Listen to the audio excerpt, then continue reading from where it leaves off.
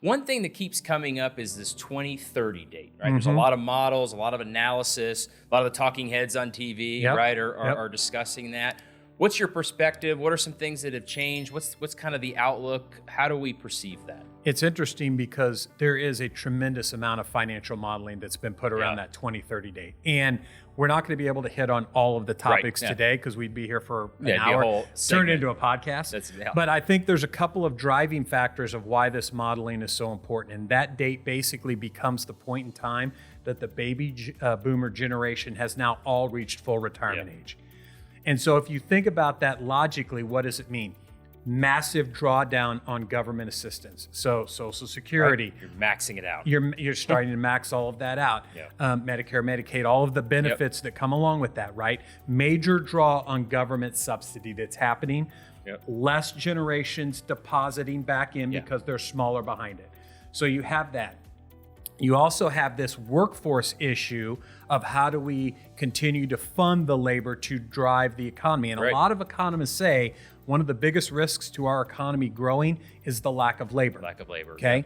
So there's a lot there. And filling a lot of the expertise and experience that is there. You've got this huge gap of people that have been doing jobs for 30, 35 years gone. And how do you replace that?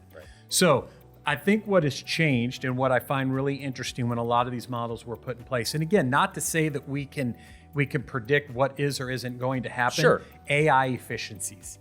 That's a great point because a lot of these models were starting to be built years ago. They didn't even know what AI was. That's right. Right? And so when you start to think about the labor force and what it means. Now, this doesn't impact all the social services and things. Yeah, the entitlement programs. The entitlement programs that draw down on government. But when we think about real GDP and growth in the economy, these models weren't built with AI put in there and the efficiencies that are happening. So I do think if there's something that changes this outlook, it is what the way that our economy is evolving, technology, the workforce changes. And when you're looking at what's going to happen moving forward, we are already getting extremely efficient and it is just starting. It's going to compound. So if you think about not only the efficiencies of AI, but when we look at the workforce, the productivity of the workforce, robotics.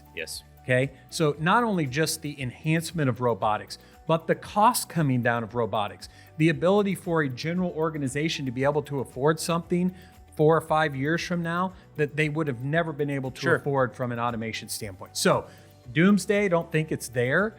The thing that is concerning, and the bond markets are telling us a little bit about that, is the national debt. But again, when we look at the national debt, all of the modeling, it was not put together with 2+% GDP growth or higher. We're there. The modeling is less 2%. Tariffs are reducing deficit spending. Regardless of how you feel about them, right? It's math. I'm not here. It's math. It is income coming in that is offsetting expenses that weren't there. So I think there's a lot of impacts to this 2030 thing that I can't tell you what it means, but was not built into the modeling. And the one thing I will tell you, I'm always going to bet on America. If you'd like to learn more, check us out at PrevailIWS.com.